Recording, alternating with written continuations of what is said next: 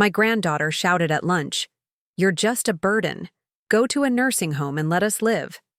I simply walked out in silence. The next day, I canceled all the mortgage checks. I'm glad to have you here. Follow my story until the end and comment the city you're watching from so I can see how far my story has reached. The chandelier cast a warm glow over the dining table as I arranged the final fork. Sunday lunch had always been sacred in our family, even more so since I moved in with my son Thomas and his family 3 years ago. At 72, I took pride in these small contributions, setting the table, helping with the cooking, making sure everything was perfect for our family gatherings. "Mom, did you put out the good napkins?" Thomas called from the kitchen. Miranda's parents might stop by later. "Yes, dear," I replied, smoothing down the crisp white linen napkins I'd ironed that morning. The ones Miranda had specifically mentioned were appropriate for family meals. The cotton ones I'd brought from my old home were apparently too quaint for their new lifestyle. My fingers lingered on the polished mahogany table, so different from the worn oak table where I'd raised Thomas after his father died. That table had been the heart of our small home, where we'd shared meals, where I'd helped with homework, where we'd laughed and sometimes cried together. I'd sold that table along with the house to help Thomas and Miranda buy this mansion in Westlake Hills. "Grandma, you put the salad forks on the wrong side again?" My 17-year-old granddaughter Cleo sighed, sweeping into the dining room in designer jeans that probably cost more than my monthly pension check. She dramatically rearranged the silverware, rolling her eyes as if my mistake was physically painful for her. "Thank you, dear," I said softly. "My eyes aren't what they used to be." That wasn't true. My eyesight was fine. But over the years, I'd learned that accepting blame was easier than causing friction, especially in this house where I increasingly felt like an unwelcome guest rather than family. Miranda entered, carrying the roast I'd spent the morning preparing. "Thomas, it's ready," she called, her voice shifting to that artificially bright tone she used when addressing me. "Clarice, why don't you sit down? You must be tired." I wasn't tired. I'd been sitting in my room most of the morning while Miranda took over the cooking I'd started. But I nodded and took my seat at the far end of the table, the spot that kept me farthest from the natural flow of conversation. Thomas carved the roast with flourish, serving Miranda first, then Cleo, then himself, and finally me. The conversation flowed around me. Miranda's latest charity committee drama, Thomas's golf game, Cleo's college applications. I listened, smiled at appropriate moments, and carefully avoided mentioning the letter I'd received yesterday from my old teaching colleague. She was organizing a European river cruise and wanted me to join. I knew better than to bring it up. "Mom," Thomas said suddenly, "don't forget you have that doctor's appointment on Tuesday. I've asked Mrs. Peterson next door to drive you since Miranda and I both have commitments." "I can take the bus," I replied. "I've been taking public transportation my whole life." Miranda laughed, that tinkling sound that never reached her eyes. "Don't be silly, Clarice. At your age, you shouldn't be wandering around on buses. What if you got confused or lost?" Before I could respond that I'd navigated public transit for decades without getting confused, Cleo snorted. "God, Grandma, just accept the ride. It's not like you have anything else to do anyway." I placed my fork down gently, the small clink against fine china punctuating the sudden tension. "Actually, I was thinking of meeting some old friends from the university next week," I said, my voice steady despite the rapid beating of my heart. "We used to have a book club and those old biddies from when you were a teaching assistant," Thomas interrupted, not looking up from his plate. "Mom, you haven't seen them in years. They've probably forgotten all about you." Besides, Miranda added, "You know how your arthritis acts up in damp weather. Better to stay home where it's safe." I didn't have arthritis. I'd never had arthritis. But contradicting them seemed pointless. The conversation shifted again, this time to the mortgage payment. The very mortgage I was paying from the proceeds of selling my home. The interest rate is killing us, Thomas complained. If we could just refinance. Well, maybe if Grandma didn't insist on living here, you could downsize, Cleo interrupted, stabbing a piece of roast with unnecessary force. I mean, my friends' grandparents all live in retirement communities or assisted living. Cleo, Miranda said, but her tone held no real reproach. What? It's true, Cleo continued, her voice rising. We can't even convert the guest room to a media room because Grandma's stuff is everywhere. And she's always hanging around, watching everything we do. It's suffocating. I kept my eyes on my plate, my appetite completely gone. You're just a weight on this family, Cleo continued, her words slicing through the air. Just go to an assisted living place and let us live our lives. The silence that followed was deafening. I looked up to see Thomas and Miranda exchanging glances, neither jumping to my defense. Cleo, Thomas finally said, his voice lacking any real conviction. Apologize. To your grandmother. Why should I? Cleo tossed her napkin on the table. You guys say the same thing when she's not around. Another silence, heavier this time. I looked at my son, the boy I'd raised alone after his father died when he was just 10 years old. The boy I'd worked 2 jobs to put through college. The boy who now couldn't meet my eyes. Excuse me, I said quietly, rising from the table with as much dignity as I could muster. No one stopped me as I walked upstairs to my room, the smallest bedroom in the 5-bedroom house, the one farthest from the family's rooms. I closed the door behind me, my hands trembling not with age, but with a cold, clear anger I hadn't allowed myself to feel in years. The next morning, while the house was empty, I made a single phone call to my bank. I canceled every automatic payment to the mortgage company, effective immediately. Then I began to pack. I sat on the edge of my bed, staring at the small suitcase I'd pulled from the back of my closet. The leather was cracked with age, the brass clasps tarnished, a relic from another life. My fingers traced the faded luggage tag, still bearing the address of the home I'd sold 3 years ago. Sycamore Lane. My home for over 40 years. The house wasn't grand like this mansion in Westlake Hills, but it had been mine. Paid off. After decades of careful budgeting on a professor's salary. A modest 3-bedroom with a garden where I'd grown heirloom tomatoes and a study lined with bookshelves that Thomas had built for me when he was in high school. I'd never planned to leave. Even after retirement, I'd imagined growing old there, hosting my book club meetings, continuing to mentor graduate students, maybe eventually having Thomas, Miranda, and Cleo visit on weekends. I'd pictured Cleo staying in the guest room I'd decorated specially for her, with bookshelves filled with the classic novels I'd hoped to introduce her to.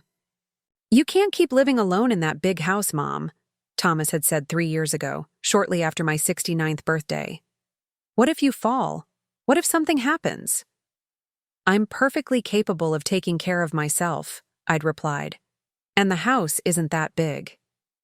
But the seed had been planted, and soon Thomas and Miranda were showing me real estate listings for retirement communities and assisted living facilities.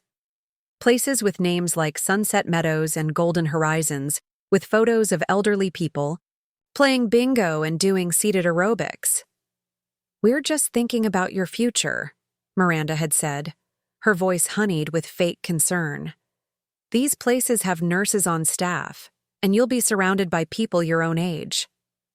I'd resisted, of course. I was still teaching a literature course at the community college, still drove my own car, still hosted dinner parties for colleagues. There was nothing wrong with me. Then came the opportunity. Mom, we found the perfect house, Thomas had announced during one of their visits. It's in Westlake Hills, 5 bedrooms, a pool, everything we've dreamed of.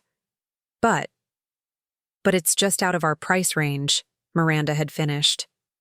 Unless. And there it was, the proposal that had seemed so reasonable at the time. I would sell my house and contribute the proceeds toward their new home. In return, I would have my own space in their house, be part of their family, watch Cleo grow up. I'd never have to worry about home maintenance again. It makes financial sense for all of us, Thomas had explained. Property values in your neighborhood are declining. You'd be making a smart investment. What he hadn't mentioned was that my investment wouldn't be in my name.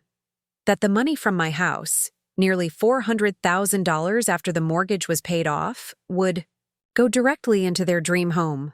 That I'd also be expected to contribute monthly to the new mortgage from my pension and savings.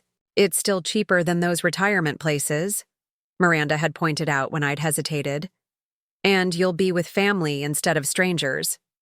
I'd agreed, partly because I did want to be closer to my only grandchild, and partly because Thomas had made it sound so temporary.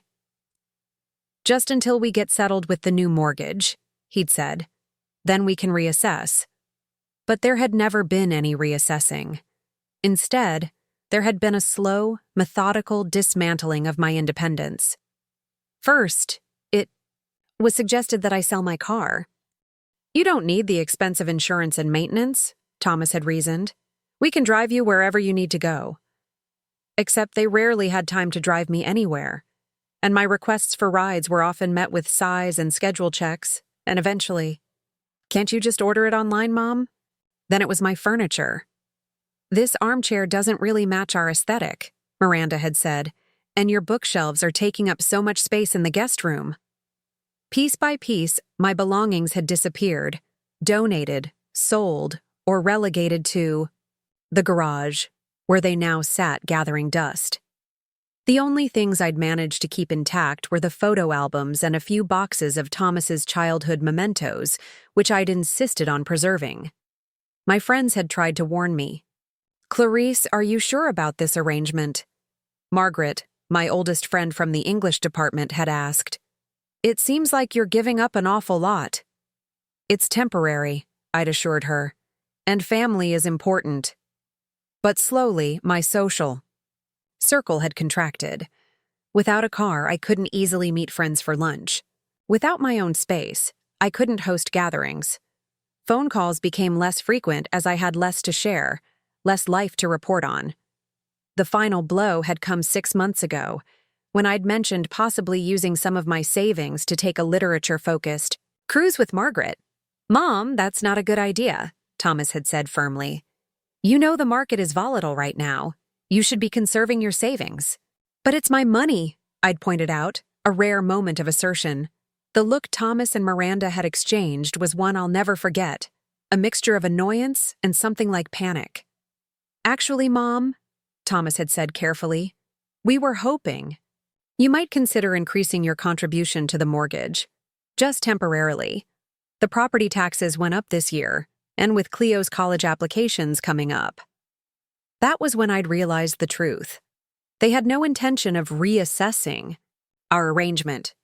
They expected me to continue funding their lifestyle indefinitely, to quietly fade into the background of their lives, a convenient ATM masquerading as a grandmother. But I'd agreed anyway. Because what choice did I have? Where would I go? My house was sold, my furniture gone, my social circle diminished. I'd become exactly what they wanted, dependent, until yesterday. "You're just a weight on this family." Cleo's words had cut deep, but they'd also cleared away the fog I'd been living in. The comfortable illusion that I was making sacrifices for people who valued me, who loved me.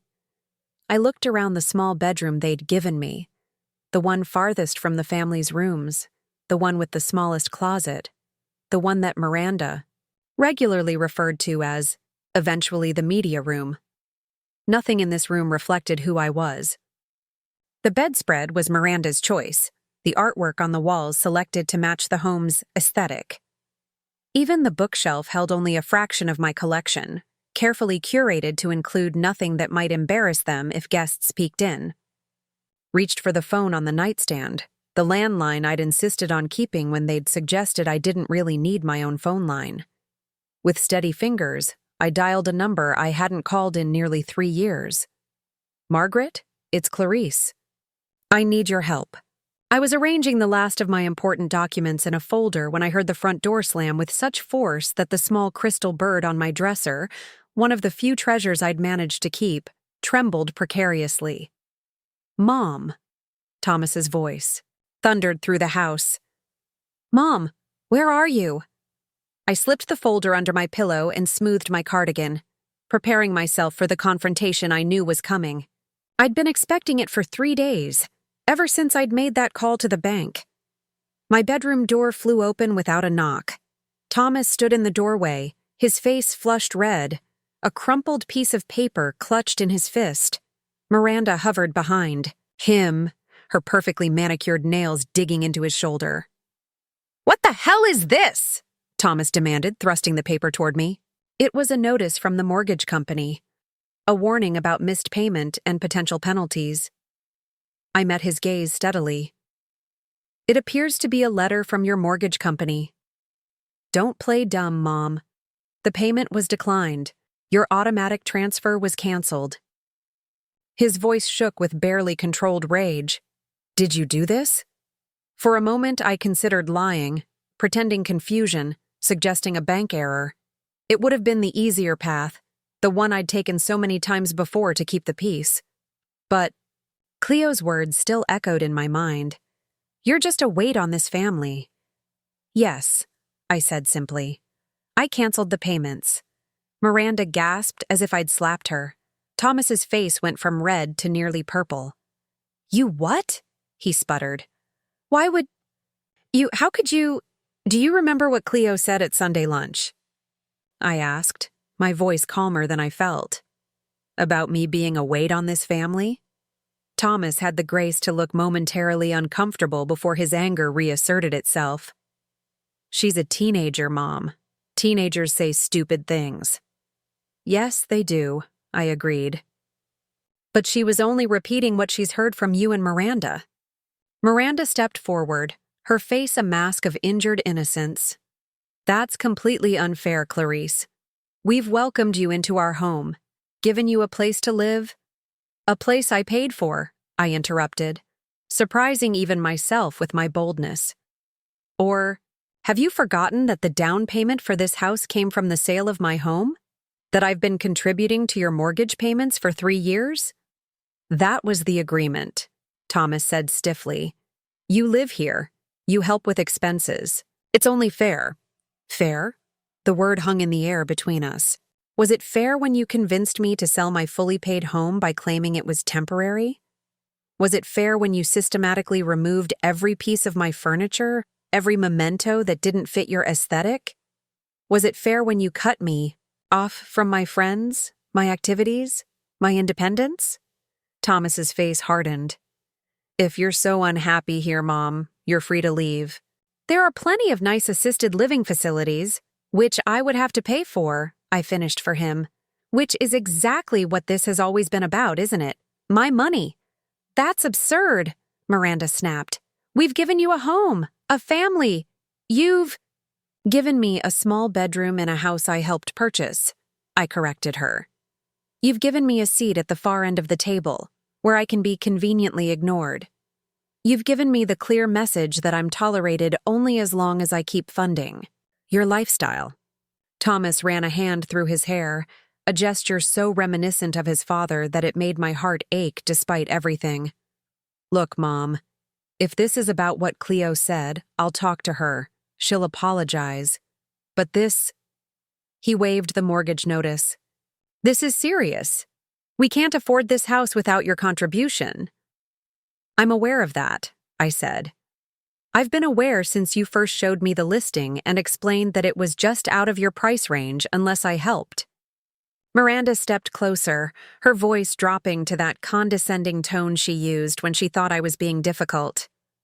"Clarice, perhaps you're confused. The arrangement benefits all of us.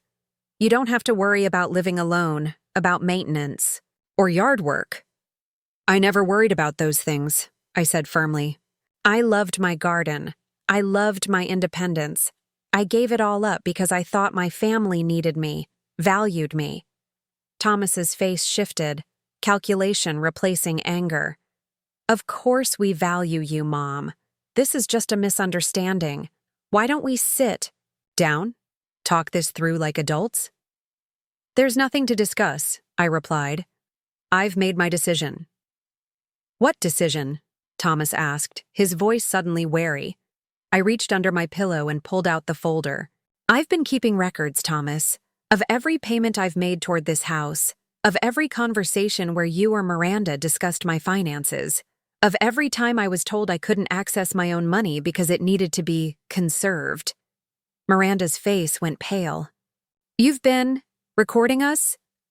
Not all the time, I said. Just when it became clear what was happening. I may be old, but I'm not stupid. Thomas lunged forward and tried to grab the folder, but I was quicker than he expected. I stepped back, holding it firmly against my chest. It's all backed up, I told him quietly, and my attorney has copies. Attorney? Thomas's voice rose in disbelief. What attorney? Since when do you have an attorney? Since I realized I needed to protect myself from my own family. The room fell silent. Thomas and Miranda exchanged glances, the kind of wordless communication that excluded me even in this moment of confrontation. So what now? Thomas finally asked, his voice cold. Are you threatening to sue us? Your own son? The pain in my chest intensified, but I kept my voice steady. I'm not threatening anything. Thomas, I'm simply informing you that the situation has changed. I will no longer be contributing to your mortgage. What you do with that information is up to you. Miranda's mask of concern slipped completely, revealing the calculating woman beneath. If you think we'll keep supporting you while you pull this stunt, you're delusional. No more free room and board. No more… Free? I echoed, unable to hold back a short, bitter laugh. I've paid over $300,000 to live in this house. There's nothing free about it. Thomas grabbed Miranda's arm, silencing her. What exactly do you want, Mom? I looked at my son, the boy I'd raised alone, the man he'd become. I want what I've always wanted, Thomas. Respect, honesty. To be treated like a person, not a checkbook. Face hardened. Well, you've made your point, and your choice. Don't expect us to bail you out when you realize you can't make it on your own. With that, he turned and stormed out, pulling Miranda with him. The door slammed behind them, leaving me standing alone in the small room that had never really been mine. I sat down on the edge of the bed, my hands trembling slightly. I'd done it.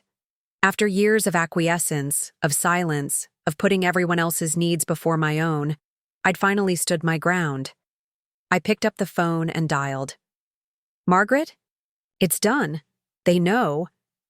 Are you okay? Her voice was warm with concern. No, I admitted. But I will be. 1 month before Cleo's outburst, the realization didn't come as a lightning bolt. It was more like dawn breaking, a slow, gradual illumination of what had been hidden in darkness. I was sitting in the garden, ostensibly reading, but actually listening to Thomas and Miranda on the patio, their voices carrying clearly through the open French doors. The interest rates are dropping again, Thomas was saying. If we refinance now, we could pull out some equity. For what? Miranda asked. The kitchen is already perfect. I was thinking about that vacation property in Aspen. The one I showed you last week. Miranda's laugh tinkled through the air.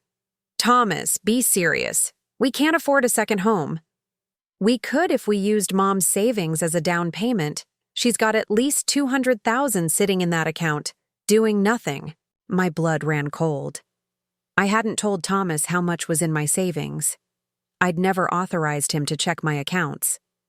She'd never agree to that, Miranda said, though her tone suggested she wasn't entirely opposed to the idea. She doesn't have to know the details, Thomas replied. We just tell her it's a smart investment opportunity. You know how she is. She never questions me about finances. The book slipped from my fingers, landing with a soft thud on the grass. They were talking about taking my savings, The money I'd set aside over decades of careful budgeting, the security. I'd planned to leave for Thomas and Cleo when I was gone. Besides, Thomas continued, it's not like she has any use for it. What's she going to do, go on a cruise, at her age? Miranda laughed again. God, can you imagine? She'd probably get lost and end up in someone else's cabin. I sat very still, letting their words wash over me. I wasn't shocked so much as profoundly disappointed. Deep down, I'd known for some time that Thomas and Miranda saw me as a resource rather than a person. But hearing it stated so baldly, so callously crystallized everything. That night, I lay awake for hours, staring at the ceiling, considering my options. I could confront them, but what would that achieve? Thomas would deny it, or worse, make me feel guilty for eavesdropping. I could simply refuse to give them any more money, but they'd find ways to pressure me. They always did. I needed a plan, a real plan, not just a reaction. And I needed help. The next morning, I told Miranda I was going to the library. She barely looked up from her phone. Don't be too long. We're having guests for dinner, and I need you to polish the silver. I didn't go to the library. Instead, I took the bus downtown to the offices of Harriet Goldman, a lawyer I'd known casually during my teaching days. She'd been a guest lecturer in one of my classes, discussing literary depictions of justice. We weren't close friends, but she'd always struck me as straightforward and ethical. Professor Bennett, she greeted me, rising from behind her desk with a warm smile. What a pleasant surprise. Please, call me Clarice, I said, settling into the chair across from her. It's been a long time since I taught anyone. Once a professor, always a professor, she replied. What brings you to my office today? I took a deep breath. I need legal advice about financial exploitation by family members. Her smile faded, replaced by a look of professional concern. I see. Why don't you tell me what's going on? For the next hour, I laid out everything: the sale of my house, the ongoing mortgage payments, the gradual erosion of my independence, and finally, the conversation I'd overheard about my savings. Harriet took notes, occasionally asking clarifying questions, her expression growing more troubled as I continued. This is unfortunately common, she said when I finished. Elder financial abuse is one of the fastest growing forms of exploitation, particularly when perpetrated by family members. The good news is, there are steps we can take to protect you and your assets. What kind of steps? I asked. First, we need to secure your remaining finances. I recommend changing your bank accounts immediately. New bank, new account numbers, new passwords. Make sure Thomas has no access whatsoever. I nodded, feeling a strange mix of relief and sadness at having my suspicions confirmed. What about the money I've already contributed to the house? Harriet sighed. That's more complicated. You said your name isn't on the mortgage or deed? No. Thomas said it was simpler that way. I'm sure he did, she said dryly. Without written documentation of your arrangement, it becomes a matter of your word against theirs. But, she held up a hand as she saw my face fall. That doesn't mean we're without options. Do you have any evidence of your contributions? Bank statements showing transfers? Emails or texts discussing the arrangement? I thought for a moment. I have bank statements, and there might be some emails from when we first discussed selling my house. Good. And from now on, I want you to document everything. Keep a journal of relevant conversations. If possible, record discussions about finances. Is that legal? I asked. In Texas, as long as one party to the conversation consents to the recording, that would be you, it's legal. But even without recordings, contemporaneous notes can be persuasive evidence. She leaned forward, her expression serious. Clarice, I have to ask, what's your ultimate goal here? Do you want to try to recover the money? Do you want to stay in the house? What outcome are you hoping for? It was a question I'd been asking myself all night. I want my independence back, I said, finally. I want to live somewhere that's mine, where I make the rules and decisions. And yes, I want to recover as much of my money as possible, but mainly, I want Thomas to understand what he's done, to acknowledge it. Harriet nodded. Then we need a comprehensive strategy, one that secures your future while giving you leverage to potentially recover some of your investment. Over the next few weeks, I followed Harriet's advice meticulously. I opened new accounts at a different bank, using Margaret's address for all correspondence. I began documenting every conversation about money, keeping detailed notes in a journal. I hid inside an old photo album, the one place I knew Miranda would never look, as she considered family photos clutter. With Harriet's help, I found a small apartment in a senior living community. Not assisted living, but independent apartments for people over 65. It wasn't fancy, but it was clean, bright, and most importantly, it would be mine.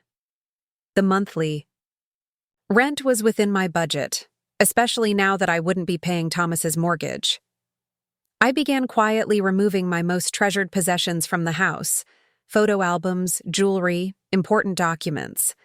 A few items at a time, nothing that would be immediately noticed. Margaret kept them safe for me, along with the small suitcase I'd packed with essential clothing. I recorded Thomas and Miranda's conversations whenever they discussed finances, using a small device Harriet had recommended. It felt strange, almost dirty, to be secretly recording my own son. But each time I hesitated, I remembered his voice. It's not like she has any use for it. The final piece fell into place when Harriet reviewed my bank statements from the past 3 years.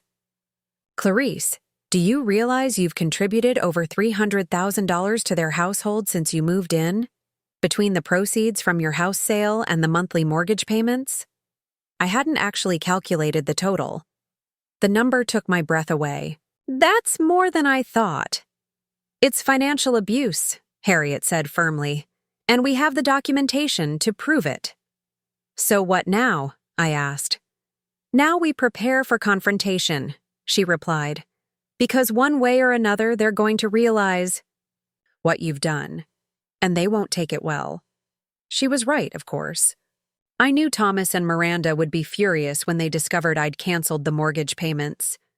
They'd try to guilt me, to threaten me, to make me feel incompetent and selfish.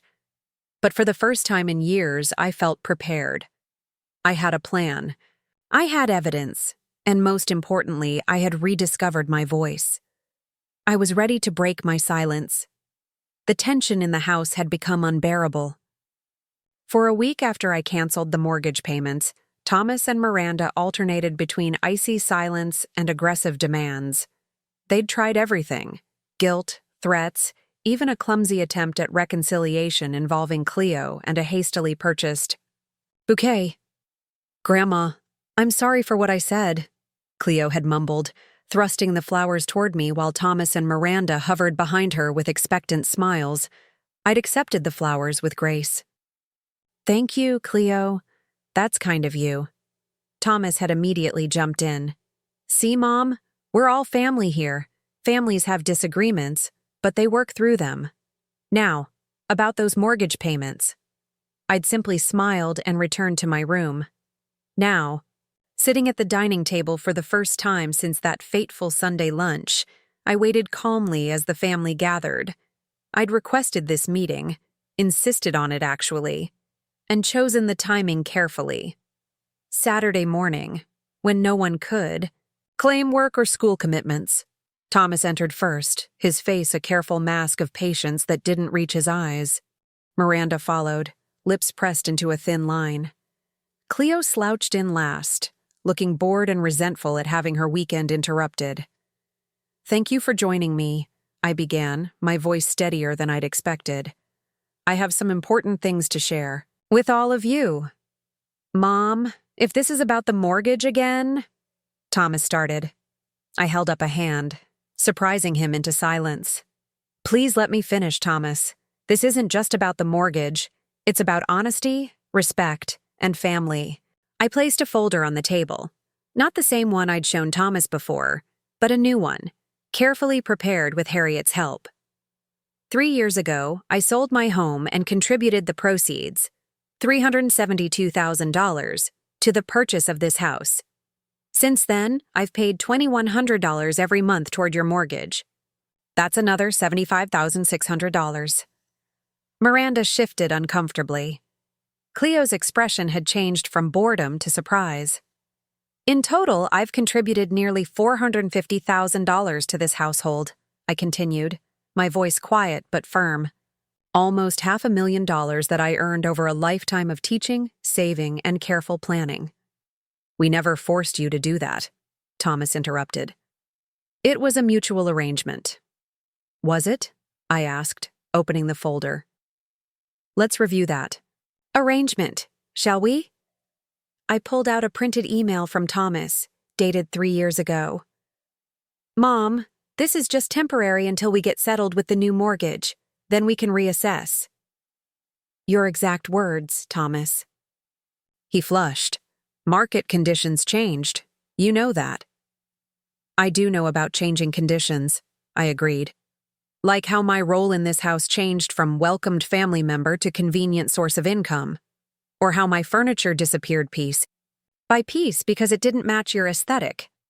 Or how my social life was systematically dismantled because it was inconvenient for me to see my friends. Miranda leaned forward, her voice taking on that condescending tone I'd grown to hate. Clarice, you're exaggerating.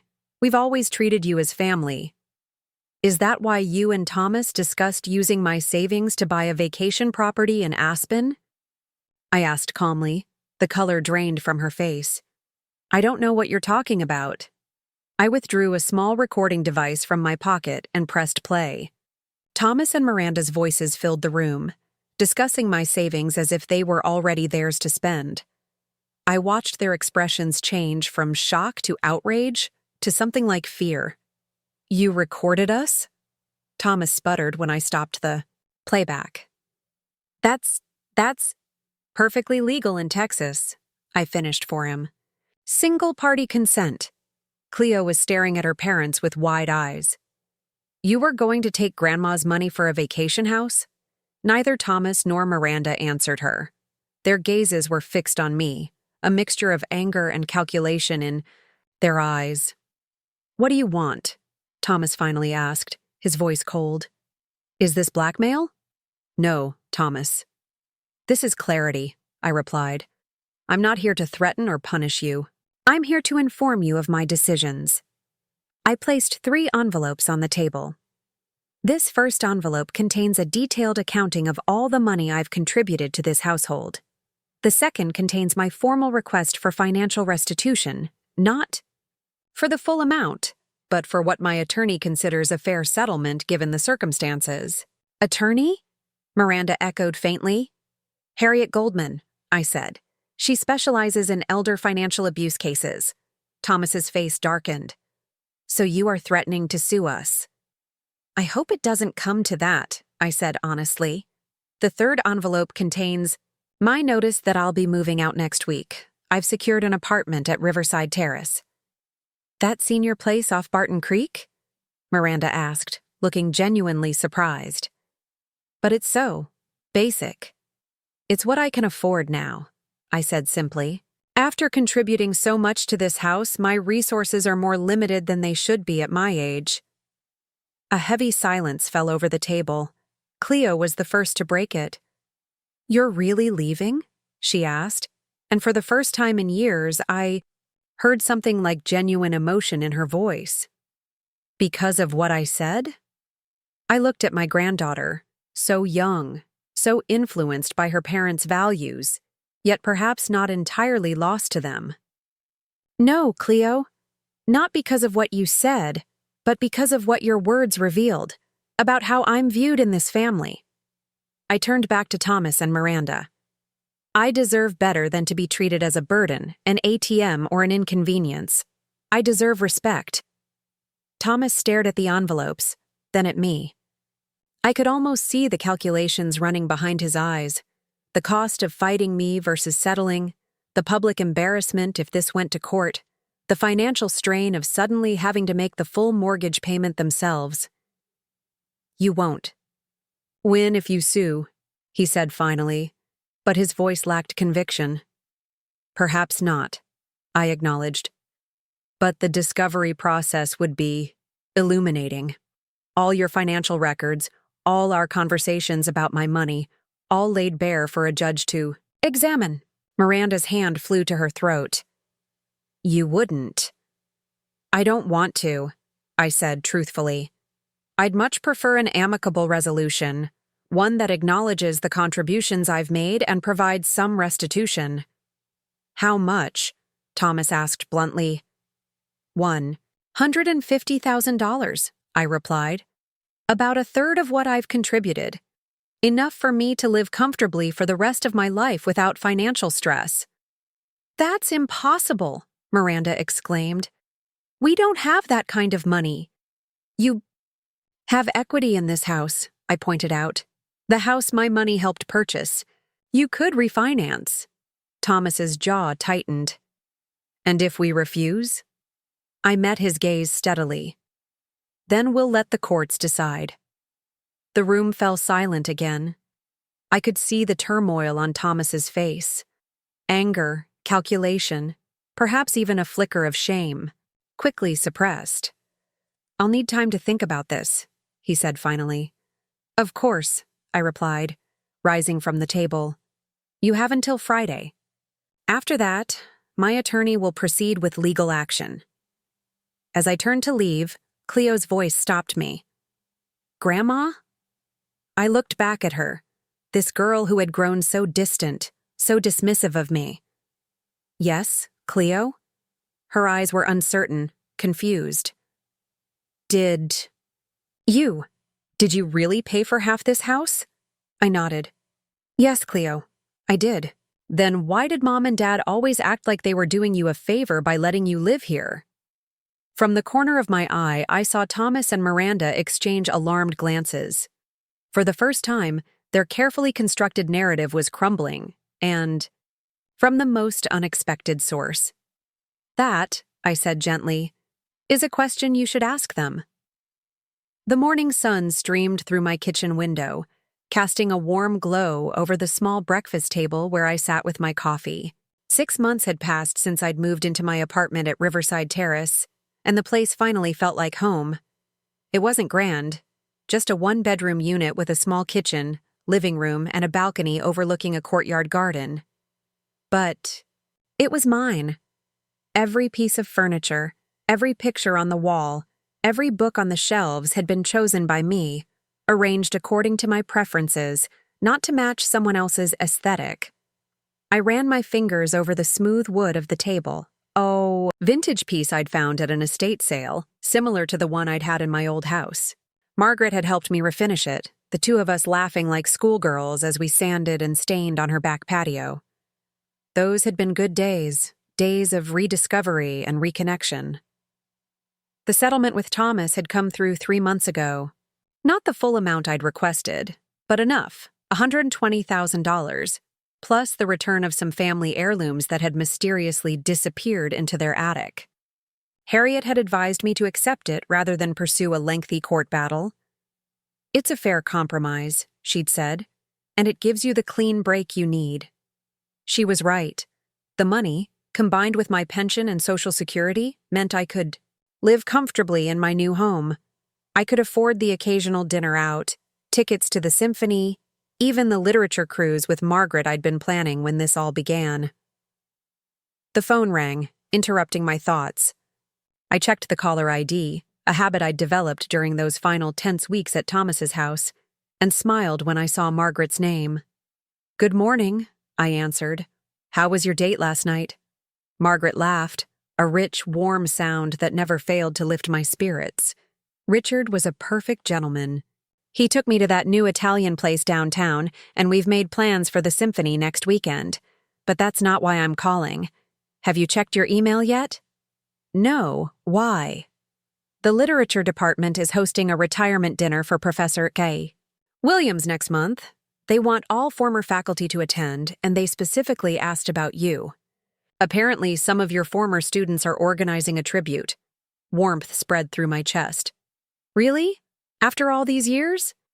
You made an impact, Clarice. Your students remember you. She paused. Will you go? I know it might be awkward. If Thomas and Miranda are there. I considered this. Thomas's wife, Miranda, served on several university committees, mainly for the social prestige. The possibility of seeing them was real. Yes, I decided. I'll go. I won't let the possibility of an uncomfortable encounter keep me from celebrating Robert's retirement.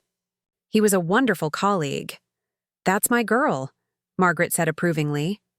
Now, what are you doing today? Book club this morning, I replied. Then lunch with Harriet.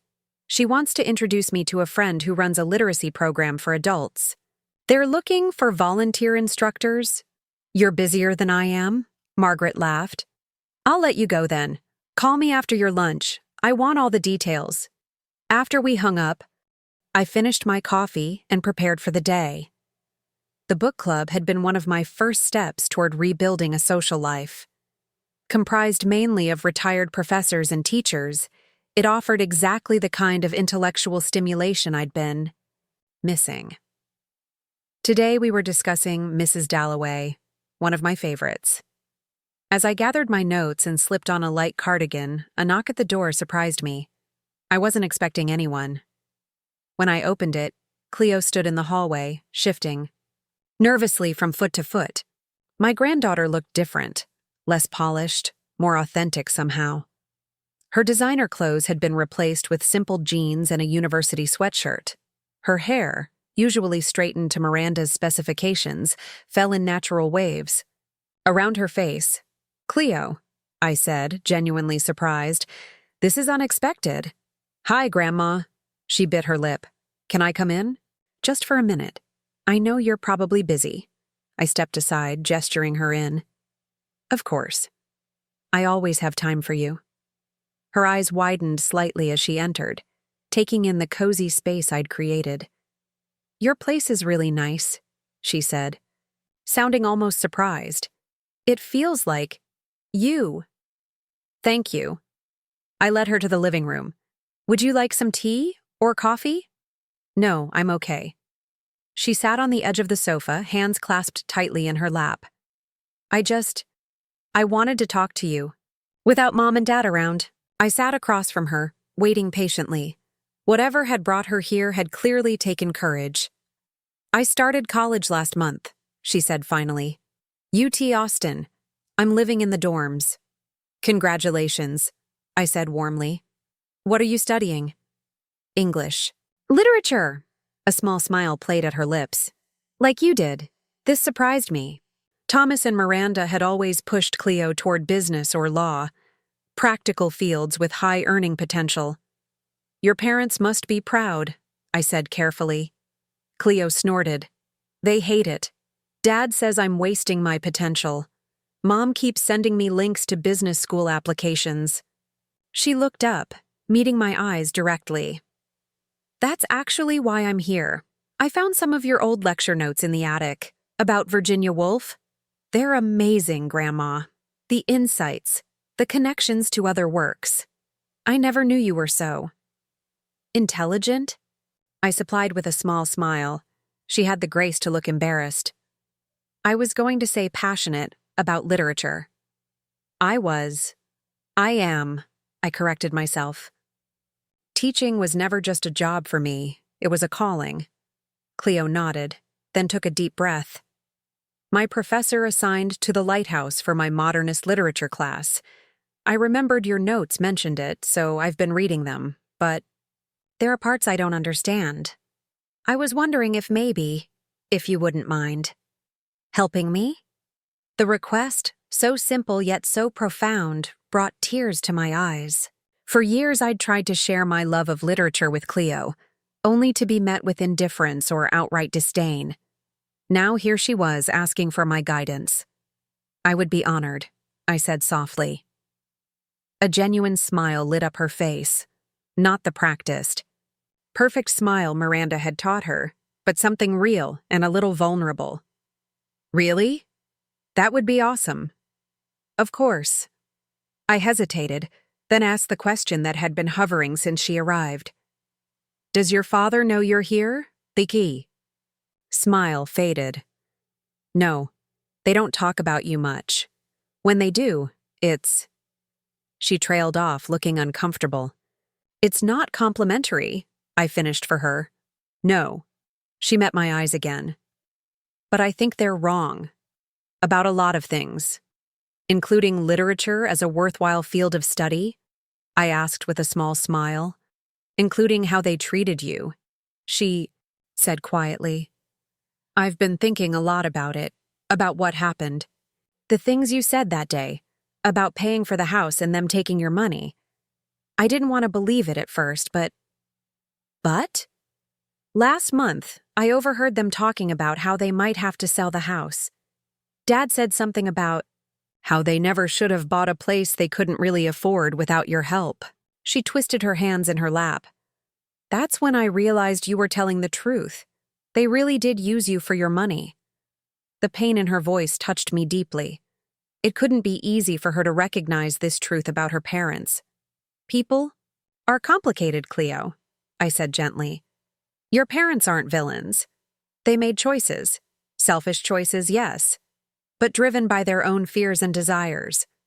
Just as I made the choice to let them take advantage of me for too long. She nodded slowly.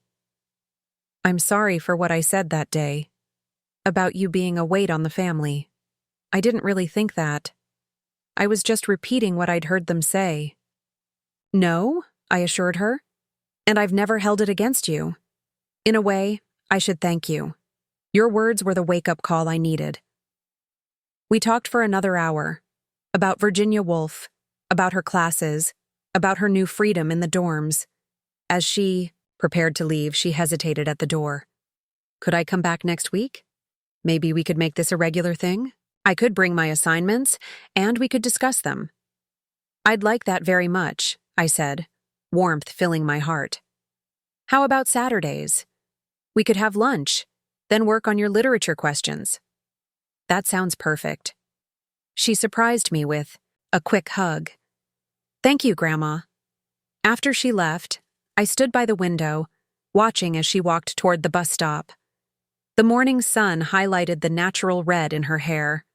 My color, not Miranda's carefully maintained blonde. For the first time, I could see pieces of myself in her, beyond just physical resemblance. The book club could wait. Today had brought something far more precious than literary discussion. It had brought possibility. The chance to build a relationship with my granddaughter based on genuine connection, not obligation or financial dependency. As I picked up the phone to call Margaret with the news, I caught sight of my reflection in the window. Standing straight, eyes bright, a smile playing on my lips. I hardly recognized myself. Gone was the woman who had silently accepted disrespect and manipulation. In her place stood someone stronger, wiser, unafraid to claim her worth. It had taken 72 years, but I had finally found my voice. And in that voice, I had found myself. Now I'm curious about you who listened to my story. What would you do if you were in my place? Have you ever been through something similar? Comment below, and meanwhile, I'm leaving on the final screen 2 other stories that are channel favorites, and they will definitely surprise you. Thank you for watching until here.